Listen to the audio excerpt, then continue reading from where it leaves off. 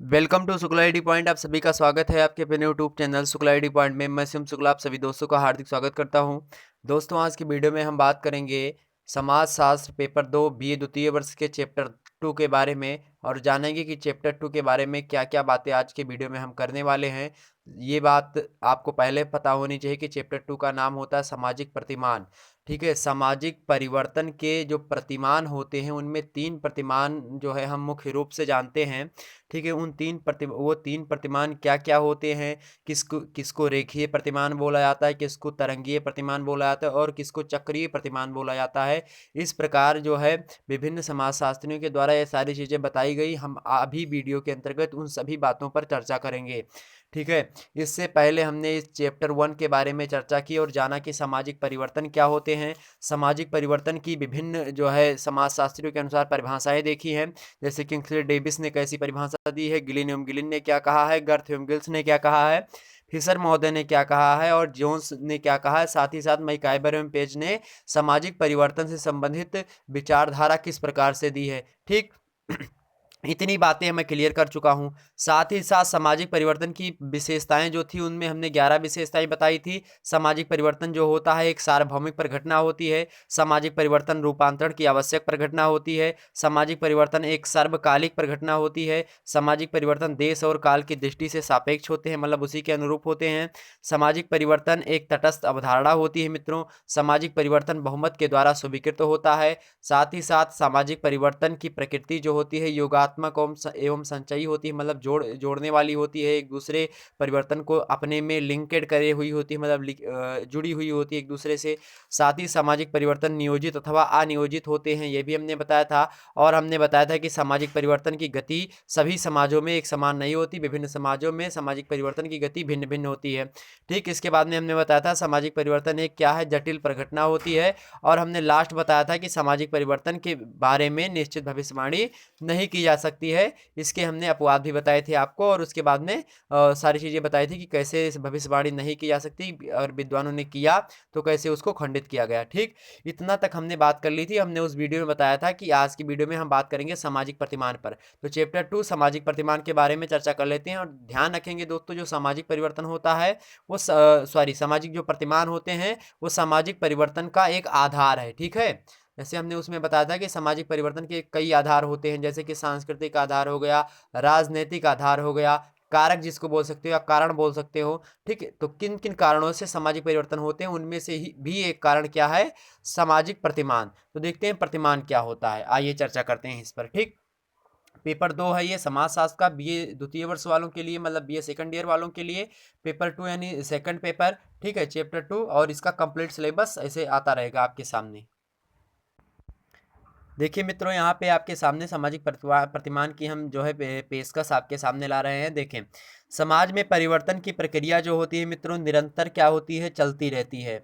अतः यह प्रश्न पूछा जा सकता है कि वास्तव में सामाजिक परिवर्तन के प्रतिमान क्या क्या हैं। और ध्यान देने योग्य बात यहाँ पे ये होगी मित्रों कि ये प्रश्न जो है कि सामाजिक परिवर्तन के विभिन्न प्रतिमानों की विवेचना कीजिए, ये प्रश्न अभी 2020 की परीक्षा में पूछा गया था। 2020 की परीक्षा में सेकंड ईयर में पूछा गया था। साथ ही साथ 2019 की परीक्षा जब आप उठा के देखेंगे तो सामाजिक परिवर्तन से लघु उत्तरीय प्रश्न पूछा गया था, एक में अभी दीर्घ उत्तरीय प्रश्न 2020 में पूछा गया। ठीक, तो ये बड़ा ही महत्वपूर्ण प्रश्न है जिसमें आपको मैं बताऊंगा कि किस प्रकार से आप जो है इसका स्ट्रक्चर बना सकते हैं। ठीक, संरचना सामाजिक प्रतिमानों की। ठीक, तो देखिए, तो वास्तव में सामाजिक परिवर्तन के प्रतिमान क्या है, परिवर्तन की दिशा क्या होती है, क्या सामाजिक परिवर्तन का कोई एक निश्चित प्रतिमान होता है जिससे वह संभव होता है।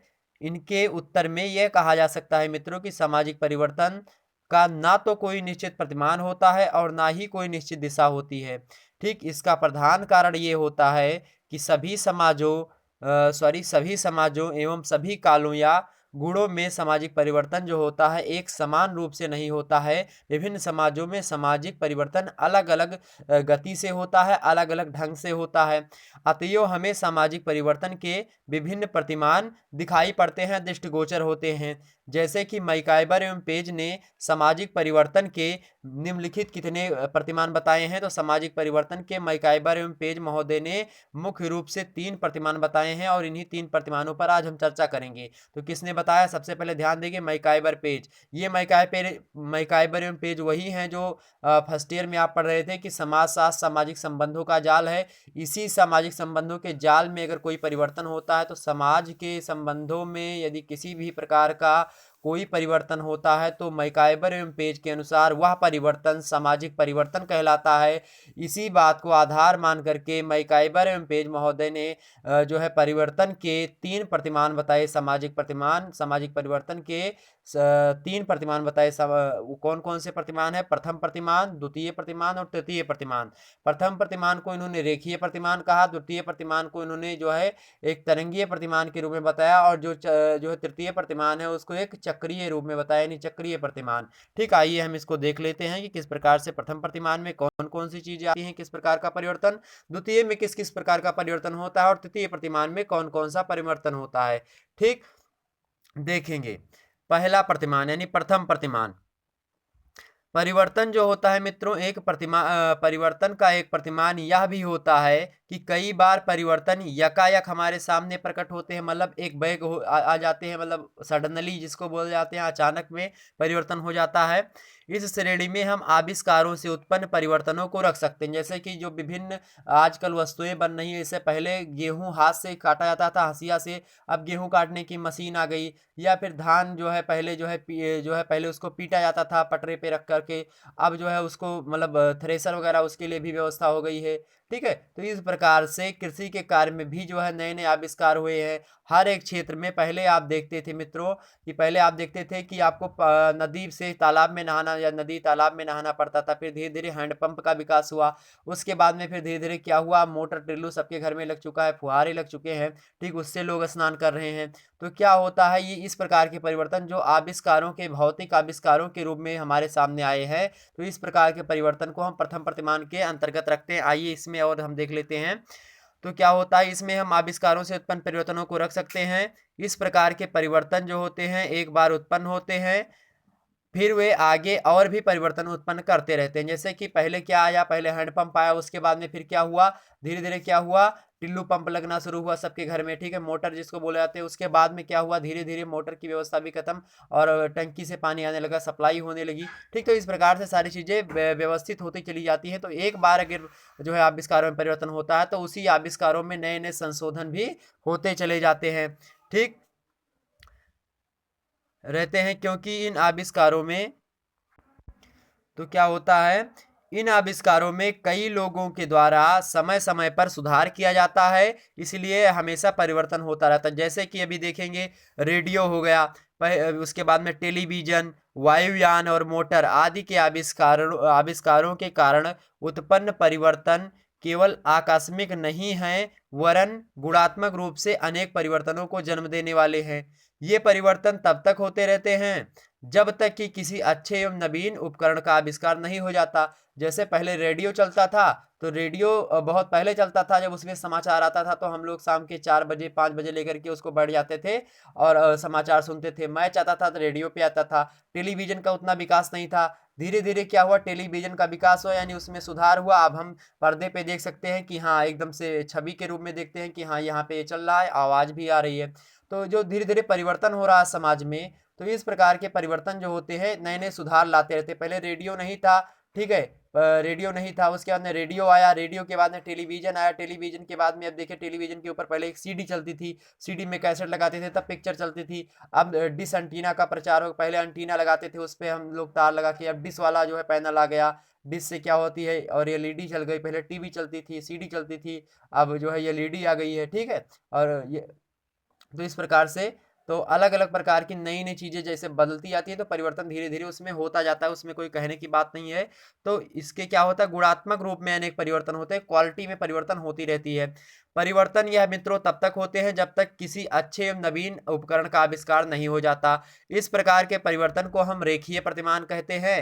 ठीक है, क्योंकि परिवर्तन की दिशा सीधी रेखा में होती है। प्रौद्योगिकी में परिवर्तन इस प्रकार के परिवर्तन का उदाहरण है। सीधी रेखा में मतलब अगर इसको एक ग्राफ के माध्यम से हम समझना चाहें तो जैसे यहाँ पे कोई चीजें हैं, ठीक है, यहाँ से परिवर्तन चलता है, सदैव एक ही दिशा में चलता है और आगे की ओर बढ़ता हुआ चला आता है, मतलब यहाँ तक गंतव्य तक अपने पहुंच करके। जब तक कि उच्च क्वालिटी की चीजें नहीं बना ली जाती हैं तब तक धीरे धीरे उनकी क्वालिटी में चेंज होता जाता है और वो एक नई नई क्वालिटियां उत्पन्न करती जाती हैं। जैसा कि आज अभी देख रहे हैं किसान बिल जो आया, उसमें जो संशोधन किया गया, ये हालांकि किसान बिल जो है पहले राज्यों में जो चला करता था, एक जो है एमएसपी वगैरह पे जो दिया जाता है, मिनिमम सपोर्ट प्राइस, तो वो उसी उसमें था, हर एक चीज में था, लेकिन हर एक राज्य के किसान अपने ही राज्य में व्यापार वगैरह कर सकता था। लेकिन अब वाले कानून में क्या है कि अब वाले कानून में आप किसी भी राज्य में जाकर के अपना सामान बेच सकते हैं। ठीक, तो इस प्रकार से उसमें भी परिवर्तन हो रहा है। खेती में परिवर्तन के लिए सरकार नया कदम उठा रही है कि कॉन्ट्रैक्ट फार्मिंग की दिशा में अग्रसर हो रही। कॉन्ट्रैक्ट फार्मिंग ये होता है मित्रों, जैसे कि एक व्यक्ति है, उसके पास पैसा है और किसान के पास पैसा नहीं, तो वो व्यक्ति क्या करेगा, किसान से कहेगा कि अब आप जो है अपने खेत में आलू की खेती कर लीजिए। आलू की खेती करेंगे तो आलू की बीज वो देगा, जो व्यक्ति होगा जिसके पास पैसा होगा, आलू की बीज देगा, खाद देगा, फर्टिलाइजर वगैरह देगा, उससे सींचने में मदद करेगा, सारी चीजें उस किसान को प्रोवाइड करवाएगा। उसके बाद में उसी समय वो रेट तय कर लेगा कि हम आलू का दाम तुमको 15 रुपए या 20 रुपए किलो देंगे। ठीक है, तो किसान कहेगा ठीक है, आप भर्ती लगा रहे हो, ठीक दे देना, और भर्ती के बाद में जो भर्ती लगाई उसको काट लेना और सारी चीजें मुझको पैसा वापस कर देना। तो इस प्रकार कॉन्ट्रैक्ट फार्मिंग, जैसे कि अब ठेका वगैरह पे सारा काम होता है, उसी प्रकार से ये कॉन्ट्रैक्ट दे देंगे, जो है किसानों को कौन देगा, बड़े लोग देंगे। ठीक है, तो ये व्यवस्था धीरे धीरे लाने की कोशिश भी हो रही है। ठीक, तो यही सारी चीजें हैं। आज किसान लोग हरियाणा पंजाब की बहुत सारा विरोध कर रहे हैं। हर एक बात उस कानून की बेकार नहीं है मित्रों, कुछ ही ऐसे चीजें हैं जो बेकार हैं उसमें, मतलब बेकार कुछ नहीं, मतलब बेकार ये है कि मतलब वो थोड़ा किसानों के खिलाफ है। लेकिन अगर मैं संवैधानिक रूप से देखूं तो उसमें ज्यादा हेर फेर नहीं हुई। संविधान के रूप से आप उस पर सही तरीके से जो है एकदम ब्लेम नहीं कर सकते। सुप्रीम कोर्ट आप जा सकते हैं, लेकिन उसमें सुप्रीम कोर्ट अपना समय जाया बिल्कुल भी नहीं करेगा, क्योंकि वो एकदम संवैधानिक रूप से, क्योंकि एक समिति बनती है और उसमें लोग बैठते हैं, बड़े बड़े जो है वह जो संवैधानिक जानकार होते हैं वो बैठते हैं, फिर वो बनाते हैं सारी चीजें।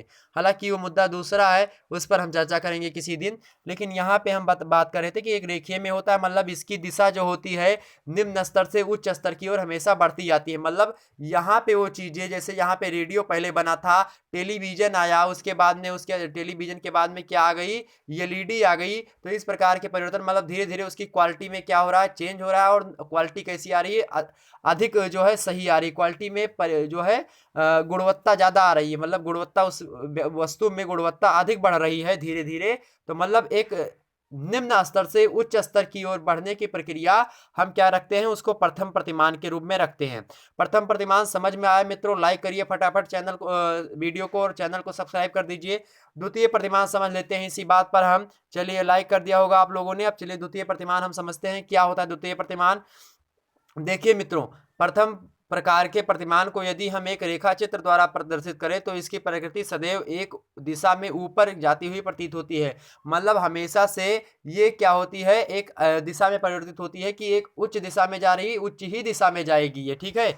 लेकिन द्वितीय प्रतिमान का क्या होता है, ये एक ग्राफ मैंने बना दिया, मान लिया यहाँ से, तो यहाँ से मान लिया ये चली परिवर्तन हुआ तो पहले ऊपर गई, तो पहले बढ़ा, उसके बाद फिर धीरे धीरे नीचे आएगा, फिर ये बढ़ेगा, फिर नीचे आएगा। इस प्रकार के परिवर्तन को हम द्वितीय रूप में परिवर्तन कह सकते हैं, ठीक है। मतलब क्या होता है, पहले तो बढ़ता है, फिर घटता है, फिर बढ़ता है, फिर घटता है, फिर मतलब कोई एक कंफर्म नहीं होता है कि ये एक निश्चित दिशा में बढ़ेगा या एक निश्चित दिशा में घटेगा। ये बढ़ेगा, कब बढ़ता है कब घटता है इसका कोई अंदाजा नहीं। जैसे एक मंडी का जो रेट होता है, जो भी किसान वगैरह के रूप में चल रहा, तो मंडी का रेट कब घटता है कब बढ़ता है ये किसानों को भी नहीं पता होता। जो रिटेलर वगैरह होते हैं वहाँ पे सारी चीज़ें, जो 4-5 पूंजीपति आके खड़े हो जाते हैं, और जो आढ़त वाले होते हैं, आढ़तिया जिसको बोला जाता है, वो दोनों लोग मिला करके तय कर लेते हैं कि मान लिया आलू 20 रुपए किलो अलग मार्केट में है, हमें आज यहाँ इस मार्केट में 10 ही रुपए किलो खरीदनी है, तो उस मंडी का भाव 10 ही रुपए किलो होता है। मित्रों, आप लोगों को ये बात शायद ना पता हो, लेकिन आप जब मंडी जाते हैं तो आपको ये बात सारी पता होनी चाहिए कि वो सारी चीज़ें होती है कि आज मंडी का रेट क्या होगा, ये आढ़तिया और उसके जो पूंजीपति वगैरह इधर उधर के होते हैं वो तय किया करते हैं, ठीक। चले, तो परिवर्तन का दूसरा प्रतिमान हुआ है जिसमें कुछ समय तक तो क्या होता है, परिवर्तन की दिशा ऊपर की ओर होती है, मतलब बढ़ता है अथवा प्रगति की ओर होता है। लेकिन क्या होता है, थोड़े समय के बाद ह्रास की ओर होता है, मतलब वो घटने लगता है, ठीक है, नीचे की ओर हो जाता है अथवा नीचे की ओर हो जाता है। अन्य शब्दों में परिवर्तन का दूसरा प्रतिमान मित्रों वह होता है जिसमें परिवर्तन पहले ऊपर होता है किंतु थोड़े समय बाद नीचे होता है। अन्य शब्दों में परिवर्तन का दूसरा प्रतिमान वह है जिसमें परिवर्तन पहले ऊपर की ओर होता है फिर नीचे की ओर होता है। इसे हम उतार चढ़ाव वाला परिवर्तन भी कहते हैं। इस प्रकार के परिवर्तन के कई उदाहरण दिए जा सकते हैं, जैसे कि जनसंख्या संबंधी परिवर्तन। जनसंख्या संबंधी परिवर्तन क्या होता है मित्रों, जैसे कि किसी देश की जनसंख्या किसी समय में घटती है, मतलब बढ़ती है, तो किसी समय में घटती भी है। मान लिया भूखा अकाल, जैसे कि जनसंख्या किसी समय में बढ़ेगी तो किसी समय में घटेगी। जब भुखमरी वगैरह अपने भारत में फैला हुआ था, प्लेग आया था, तो पता नहीं कितने लोग मर गए थे, उसमें जनसंख्या में कमी आई थी। लेकिन जो है जनसंख्या में वृद्धि भी हुई। अब जनसंख्या में वृद्धि हो रही लगातार, तो इसमें जनसंख्यात्मक रूप से परिवर्तन रखते हैं। यह भी नहीं पता होता कि किसी समाज की या किसी देश काल की किसी देश में किसी समय काल में समय विशेष में जनसंख्या कितनी होगी ये निर्धारित नहीं की जा सकती है। क्या होता है, कभी जनसंख्या घटती है कभी बढ़ती है। साथ ही साथ इसी फॉर्म में हम देखते हैं कि आर्थिक क्रियाओं में होने वाला परिवर्तन। आर्थिक क्रिया में मान लिया गेहूं का मूल्य आज 18 रुपए किलो है, कल को 20 में हो जाए, फिर परसों को 14 रुपए किलो हो जाए, तो कोई भरोसा नहीं कि ये रेट कब घटता है कब बढ़ता है। इसी प्रकार से आलू देखा होगा, जब हम लोगों के खेतों में आलू तैयार हुई थी तो वही आलू क्या थी, हम लोग 10 रुपए 5 6 रुपए 7 रुपए 8 रुपए किलो बिकी थी आलू, ठीक है। इस तरीके से आज उसी आलू का भाव क्या हो गया था, 50 रुपए किलो हो गया था। लेकिन अब धीरे धीरे उसमें 40 या 45 इसमें जो हो रहा हो मार्केट में हो वैल्यू, वो चीजें हैं, ठीक। तो इसी प्रकार से क्या होता है, उसमें कब परिवर्तन होता है ये बात हम लोगों पर निर्भर नहीं करती है। परिवर्तन कभी ऊंची दिशा की ओर होता है, कभी नीची दिशा की ओर होता है, कभी इसका रेट घटता है, कभी इसका रेट बढ़ता है। तो इस प्रकार के परिवर्तन को हम द्वितीय परिवर्तन के रूप में समझते हैं मित्रों, ठीक। जैसे देखते हैं राष्ट्रीय एवं अंतर्राष्ट्रीय व्यापार हो गया, ठीक। अब व्यापार में क्या होता है, अंतर्राष्ट्रीय व्यापार में कभी सोना बढ़ता है कभी घटता है, देखते हैं नहीं देखते हैं, ठीक। कभी निफ्टी का रेट बढ़ता है घटता है, कभी चांदी का रेट घटता है कभी बढ़ता है। इस प्रकार से कभी डीजल पेट्रोल का देखते हैं घटता बढ़ता रहता है, 1 2 रुपए पैसे, एक पैसे 2 पैसे 3 पैसे 10 पैसे 15 पैसे, ठीक है। इस प्रकार से व्यापारिक क्रियाएं उन्नत विकसित एवं अवनत होती रहती है। उन्नत मतलब होता है बढ़ना, अवनत मतलब घटना, ठीक है। इस प्रकार से होता है। इस प्रकार प्रथम परिवर्तन में जहां इस बात की निश्चितता होती है कि परिवर्तन की दिशा एक ही होगी, वहीं दूसरे परिवर्तन में इस प्रकार की निश्चितता नहीं होती। प्रथम प्रतिमान में क्या था कि एक निश्चित दिशा होती कि बढ़ रहा है तो बढ़ेगा ही, बढ़ेगा घटेगा बढ़ेगा घटेगा। ये रेखीय परिवर्तन, ये तरंगीय परिवर्तन। देखिए तरंग ऐसी सीधी चलती रही तो तरंगीय परिवर्तन, ठीक है। या फिर आप बोल सकते हो इलेक्ट्रॉन ऐसे चलता नहीं है, ऐसे ऐसे आप एक बोलता है अल्टरनेटिव करंट। तो ये अल्टरनेटिव करंट की भांति दूसरा प्रतिमान होता है, ठीक है। आगे बढ़ते हैं और बात करते हैं लास्ट प्रतिमान एवं तृतीय प्रतिमान की। मित्रों बड़े ही गौर से समझिएगा तृतीय प्रतिमान को, बड़ा ही महत्वपूर्ण है। देखें तृतीय प्रतिमान, दूसरे प्रकार के परिवर्तन के कुछ समान ही तृतीय प्रतिमान का परिवर्तन होता है। इस प्रकार के परिवर्तन को हम चक्रीय परिवर्तन या तरंगीय परिवर्तन कह सकते हैं। कई विद्वानों की यह मान्यता है मित्रों कि परिवर्तन का एक चक्र चलता है। इसे स्पष्ट करने के लिए वे प्रकृति के उदाहरण देते हैं, जैसे कि ऋतु चक्र में सर्दी, गर्मी एवं वर्षा का चक्रीय क्रम पाया जाता है। जैसे अब मैं बता दूं इसको एक सरल भाषा में, इसको हम तृतीय प्रतिमान को चक्रीय परिवर्तन कहते हैं। मान लिया यहाँ पे ठंडी हुई, अब इस समय ठंडी का मौसम चल रहा, ठंडी हो गई मित्रों, ठीक। बड़े ध्यान से समझिएगा, ठंडी हुई ये दिशा की ओर ऐसे बढ़ा आगे, अब यहाँ से ठंडी बढ़ रही है, ठीक। मान लिया अक्टूबर में ठंडी आई, नवंबर में ठंडी शुरू हुई, नवंबर से दिसंबर आई, दिसंबर से जनवरी आई, जनवरी से फरवरी, और यहाँ पे आकर के मार्च में जहाँ पे ठंडी खत्म हो गई, यहाँ से गर्मी स्टार्ट हो गई, ठीक। अब यहाँ से गर्मी स्टार्ट हो गई, गर्मी ऐसे चल रही है, ठीक। गर्मी ऐसे चल रही है, अपना गर्मी का समय काल पूरा हुआ, यहाँ पे बरसात आ गया। अब बरसात आ गया, फिर ये चल रहा, बरसात से फिर ऐसे चल रहा, ठीक। बरसात का महीना पूरा हुआ, ऐसे फिर ठंडी आ गई, ठंडी गर्मी बरसात, ठंडी गर्मी बरसात, ठंडी गर्मी बरसात। इस प्रकार से ये परिवर्तन चलता रहता है। मतलब इसी परिवर्तन को हम क्या कहते हैं, जो है चक्रीय परिवर्तन। मतलब क्या होता है, ठंडी से ही चले थे और ठंडी पे आके ही खत्म हो रहे हैं, फिर ठंडी से चलेंगे, फिर ठंडी पे आएंगे, फिर ठंडी से चलेंगे, फिर ठंडी पे आएंगे। तो इस प्रकार का जो परिवर्तन होता है इसी को हम चक्रीय परिवर्तन कहते हैं, और इस प्रकार के परिवर्तन को हम तृतीय प्रतिमान के रूप में समझ सकते हैं, ठीक। ध्यान आ गया मित्रों, आप समझ चुके होंगे। इसी क्यों लिख सकते हैं, जन्म बाल्यावस्था एवं यौवन और मृत्यु, देखिए पहले व्यक्ति का जन्म होता है, जन्म के बाद में क्या होता है, उसका क्या आता है, बाल्यावस्था आती है, बाल्यावस्था के बाद में क्या होता है, वो अपनी युवावस्था में पहुंचता है, युवावस्था के बाद में क्या होता है, मृत्यु की अवस्था होती है, फिर उसका जन्म होता है, फिर वो पैदा होता है, फिर बच्चा होता है, फिर जवान होता है, फिर बुढ़ा होता है, फिर मरता है, फिर पैदा होता है। इस प्रकार से ये भी एक चक्र ही चलता रहता है। तो इस प्रकार के परिवर्तन में जो बाल्यावस्था, यौवन अवस्था और मृत्यु होती है, वो वृद्धावस्था, ये सारी चीजें आ जाती है। ठीक, कई विद्वानों की मान्यता है कि समाज एवं सभ्यताएं भी इसी पथ का अनुगमन करती हैं। समाज और सभ्यता जो होती है ये चक्रीय पथ का ही जो है क्या करती है, मार्गदर्शन करती है, इसका ही अनुगमन करती है। ठीक, कभी कभी यह परिवर्तन एक तरंग के रूप में उतार चढ़ाव में निरंतर घटित होता रहता है। कभी कभी ये तरंग के रूप में भी हो सकता है, लेकिन अधिकतर ये चक्रीय के रूप में होता है। ठीक, जिस तरह समुद्र में उठने वाली लहरों का कभी ना आदि होता है ना कभी अंत होता है। समुद्र की लहरें आप देखे होंगे, उसका ना तो कहाँ ये नहीं, ये भी नहीं पता चलता समुद्र में कि कहाँ से लहरें उठी है और कहाँ तक लहरें बहती हुई चली जाती हैं। ठीक, तो ये भी समुद्र में पता लगाना असंभव है। वो इसी प्रकार से इसमें भी ऐसा होता है कि इसकी जो है कब कहाँ परिवर्तन हो रहा कोई पता नहीं, कहाँ से शुरू हुआ कहाँ को खत्म होगा ये पता नहीं है। ठीक, तो इसका ना आदि है ना अंत है, फिर भी आती जाती रहती हैं समुद्र की धाराएं। इसी प्रकार से इसमें भी परिवर्तन होता रहता है। मानवीय क्रियाओं, व्यवहारों, राजनीतिक आंदोलनों एवं जनसंख्या के सुविस्तृत प्रतिमानों को भी यही प्रतिमान देखने को मिलता है। फैशन, सांस्कृतिक आंदोलन, अलंकरण सज्जा, ठीक, सामाजिक मूल्य, लोकाचार, नियंत्रण एवं स्वतंत्रता आदि के क्षेत्र में भी परिवर्तन का यही प्रतिमान पाया था। इसे विवाह वगैरह देखते हैं आप लोग, पहले किसी प्रकार से विवाह होता था, पहले गंधर्व विवाह एक प्रथा चलती थी। ठीक है, लोग प्यार से शादी करते थे, मतलब प्यार वगैरह करके शादी करते थे, एक दूसरे से प्रेम करते थे और प्रेम विवाह करते थे। प्रेम विवाह को गंधर्व विवाह के नाम से प्राचीन काल में जाना जाता था। अब आज के युग में गंधर्व विवाह का एक नया परिवर्तन आ गया। देखिए, गंधर्व विवाह आजकल प्रेम विवाह, लव मैरिज जिसको बोलते हैं, तो लोग लव मैरिज करते हैं तो वे किसके, गंधर्व विवाह के अंतर्गत ही करते हैं। तो ये सारी चीजें, हालांकि सबसे बढ़िया चीज है अरेंज मैरिज करें, अपने माता पिता के नैतिक मूल्यों को ध्यान में रखते हुए सारी चीजें करें। अपने माता पिता के खिलाफ बिल्कुल भी नहीं किसी व्यक्ति को जाना चाहिए। अगर वह व्यक्ति जाता है, मतलब कि वो व्यक्ति जो है एकदम से बेकार आदमी है, उसके पास तनिक भी माइंड वगैरह नहीं है। ठीक है, ये बात मैं एकदम से अनुभव के साथ बोल रहा हूँ। एक बात इसको अपने कंठस्थ में बैठा लीजिएगा और इसको एकदम से ध्यान रख लीजिएगा मित्रों, कि अगर माता पिता के खिलाफ जाकर के आप शादी करते हैं, सक्सेस नहीं होंगे वो शादी में। विवाह विच्छेद हमने पढ़ाया होगा फर्स्ट पेपर में आपको, विवाह विच्छेद की प्रक्रिया उसमें ज़्यादा होगी। आप देख लीजिएगा उठा करके पूरा जो है आप इतिहास देख लीजिए, इतिहास में कोई चीज़ अगर सफल हुई हो तो आकर के मेरे पास चले आएगा कि शिवम भैया ऐसी बात नहीं, ऐसी बात है कि आपने बताया था गंधर्व विवाह सक्सेस है। गंधर्व विवाह किसी का भी सक्सेस हुआ हो एक आध दो को छोड़कर,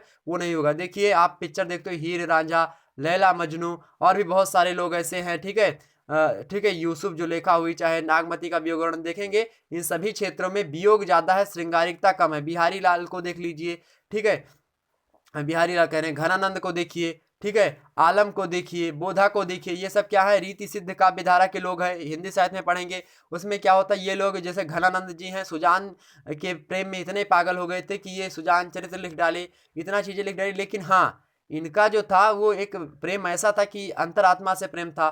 ठीक है, तो वो सारी चीज़ें हैं, प्रेम वगैरह तो हमें लगता है एकदम से बोकस चीज़ें हैं, बकवास चीज़ें हैं। इसमें बिल्कुल भी ध्यान किसी को नहीं देना चाहिए। अपनी पढ़ाई की ओर अग्रसर होइए मित्रों, और ध्यान लगा करके पढ़िएगा सारी चीज़ें। ठीक है, तो आजकल फैशन हो रहा है, अलंकरण सज्जा हो रहा है। देखेंगे पहले लोग, स्त्रियां इतना मेकअप वगैरह ज़्यादा नहीं करती थी। आज के समय में आप देखेंगे कि लगभग आप देखते होंगे कि सभी लोग जो है लगता है कि 30-35 की एज की होंगी, कितनी भी सारी चीज़ें हो जाए। तो हालांकि वो अलग की बातें, उस पर हम चर्चा नहीं करते हैं, लेकिन हाँ, तो उसी को अलंकरण सज्जा बोला जाता है। ठीक है, तो पहले क्या होता था, रीति काल में जो है, रीति काल में अलंकार के द्वारा किया जाता था, जैसे कि अलंकारों का काल बोला जाता है रीति काल को। तो इसी प्रकार से वहां पे अलंकरण किया जाता था किसका, दोहा छंदों का। तो उसमें जबरदस्ती ठूंस देते थे अलंकार, रीतिकाल के लोग अलंकार वगैरह छंद और ये सब जबरदस्ती, इसीलिए कठिन काव्य वहां को बोला जाता है। इसीलिए जो केशवदास महोदय उनको कठिन काव्य का प्रेत बोला जाता था। ठीक, तो अलंकरण सज्जा भी जो है इसी प्रकार का परिवर्तन, इतना मेकअप वगैरह वाला सारी चीजें वो अलंकार सज्जा से लिया आता तात्पर्य उसका। सामाजिक मूल्य में परिवर्तन हो रहा है, पहले सामाजिक मूल्य को दूसरे थे, आज को दूसरे सामाजिक मूल्य है। ये सारी चीजें बता चुका हूँ। लोकाचार, जैसे विवाह होगा, विवाह की पद्धति हो गई, लोकाचार्य होगा, सारी चीजें हो गई, वो सब अब नए धीरे धीरे परिवर्तित हो रहे हैं। ठीक, सामाजिक नियंत्रण एवं स्वतंत्रता भी परिवर्तित हो रही है। विभिन्न प्रकार की स्वतंत्रता संविधान के द्वारा दे दी गई है लोगों को। ठीक, तो परिवर्तन का यही प्रतिमान पाया जाता है। हम किसी फैशन, लोकाचार व प्रथा को अपनाते हैं और फिर उसे छोड़ देते हैं, तो कभी फिर अपना लेते हैं तो कभी फिर छोड़ देते हैं। कभी कठोर नियंत्रण पर जोर देते हैं, फिर स्वतंत्रता पर, तो कब फिर नियंत्रण पर। तो इस प्रकार समाज में परिवर्तन एक लहर की तरह उतार चढ़ाव में घटित होती रहती है। कई विद्वान इसे चक्रीय परिवर्तन भी कहते हैं, किंतु आज चक्रीय परिवर्तन को स्वीकार नहीं किया जाता। क्या नहीं किया जाता? इसको स्वीकार नहीं किया जाता। इसका कारण यह है कि चक्रीय परिवर्तन का तात्पर्य हम जहां से प्रारंभ होते हैं घूम घूम कर फिर वहीं बैठ जाएं, किंतु वास्तविकता ये होती है मित्रों कि पुनः हम उस स्थिति में कभी नहीं लौटते, उसमें संशोधन अवश्य हो जाता है। ठीक है, तो क्या 2015 की जो गर्मी थी, ठंडी थी, वैसी ठंडी जो है 2020 में होने की संभावना 2021 में होगी? नहीं होगी। थोड़ा बहुत तो परिवर्तन उसमें होगा। तो वही बता रहे हैं कि जो चक्रीय परिवर्तन की अवधारणा है, विभिन्न विद्वानों ने बताया, वो जो व्यवस्था है वो जो है हो सकता है कि वैसी व्यवस्था ना हो पाए जैसी 2015 में गर्मी हुई थी, वैसे आज भी गर्मी हो। नहीं, ऐसी गर्मी नहीं होगी या फिर ऐसी ठंडी नहीं होगी। उसमें थोड़ा बहुत क्या होगा, परिवर्तन होगा। इस प्रकार से चक्रीय परिवर्तन को आज के भौतिकवादी समाज में लोग नकारते हैं, क्योंकि उसमें थोड़ा बहुत परिवर्तन होता रहता है। ठीक है, ये जो तृतीय परिवर्तन है, ये द्वितीय परिवर्तन से मिला जुला लगता है कि मतलब इसमें भी उतार चढ़ाव की प्रक्रिया चलती है, लेकिन उसमें द्वितीय प्रतिमान ये पता चलता था कि कहाँ से उतार हुआ है, कहाँ पे चढ़ाव हो रहा है। लेकिन इसमें ये नहीं पता चलता कि कहाँ से जो है परिवर्तन होना प्रारंभ हुआ था और कहाँ से परिवर्तन होना खत्म होगा। इस बात का कोई जो है जानकारी नहीं मिलती। ठीक है मित्रों, आपने अच्छे तरीके से समझा कि सामाजिक प्रतिमान क्या होते हैं। सामाजिक प्रतिमान आप जो है अब जिंदगी में कभी नहीं भूलेंगे। मैं इतना व्यवहारिक रूप से आपको समझा दिया हूं कि आप कभी नहीं भूलेंगे। तो इसी बात पे मित्रों लाइक करिए वीडियो को और चैनल को सब्सक्राइब करिए। फिर मिलेंगे एक नई वीडियो में, तब तक के लिए जय हिंद, जय भारत।